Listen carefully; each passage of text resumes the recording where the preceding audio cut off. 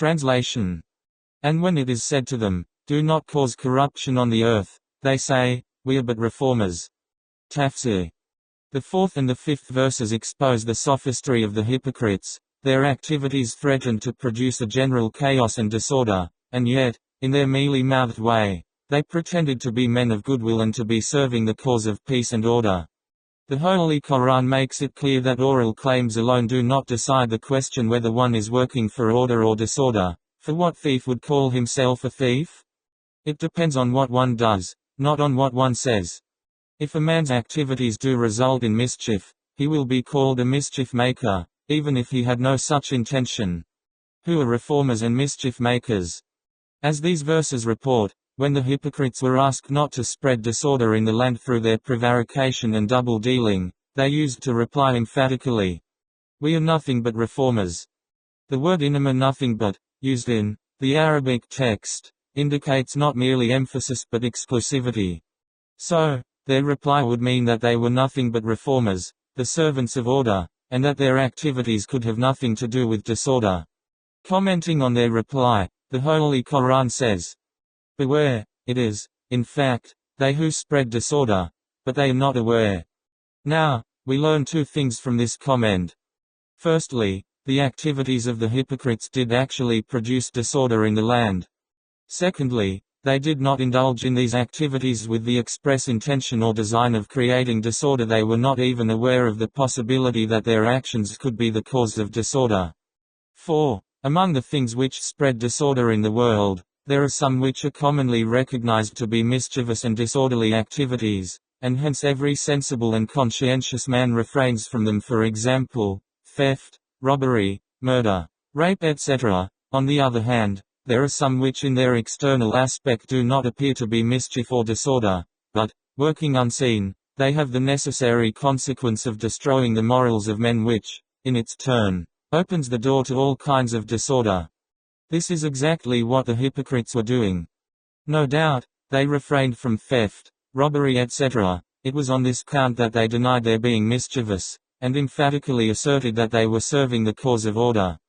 But all this while they had been freely giving vent to their malice and envy by conspiring with the enemies of the Muslims. These are things which finally bring man down to the level of beasts.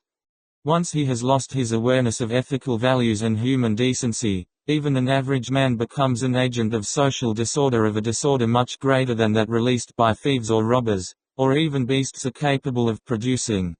4. The mischief of robbers and beasts can be controlled by the physical power of law and government. But laws are made and enforced by men.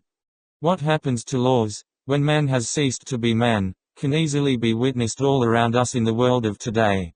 Everyone takes it for granted that humanity is on the march, and the modern man is so far the ultimate in civilization. The network of educational institutions covers every hamlet on the face of the earth. Legislative bodies keep buzzing night and day. Organizations for the promulgation of laws spend billions, and circumlocution offices proliferate.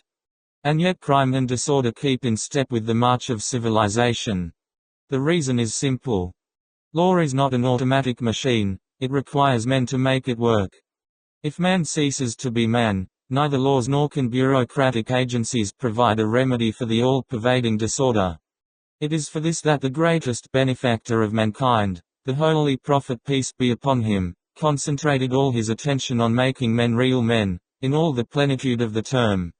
Once this has been achieved, crime or disorder comes to an end of itself without the help of enormous police forces and extensive system of law courts.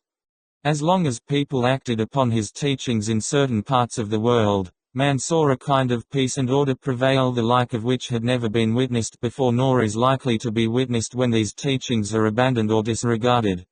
In so far as actual practice is concerned, the essence of the teachings of the Holy Prophet is fear of Allah and solicitude for the assessment of one's deeds on the Day of Judgment. If these are absent, no constitution or legal code, nor administrative body or university can force or induce man to keep away from crime. Those who run the world in our day invent ever new administrative measures to prevent crime, but they not only neglect the very soul of administration, the fear of Allah, but even deploy the means of destroying it. All of which has the necessary consequence that the remedy only helps to feed the malady.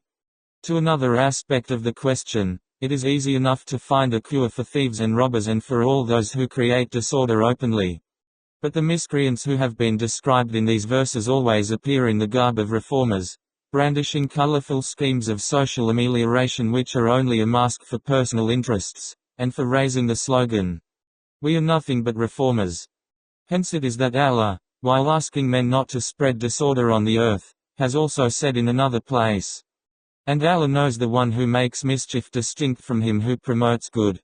220. This is an indication that Allah alone knows the states of men's hearts and their intentions, and He alone knows the nature and consequences of each human deed as to whether it would help the cause of order or of disorder. So, to serve the cause of order, it is not sufficient merely to possess such an intention. Much more essential than that is to orient oneself in thought and deed in harmony with the Sharia, for an action may, in spite of the best intentions, sometimes result in mischief and disorder, if it is not guided by the Sharia.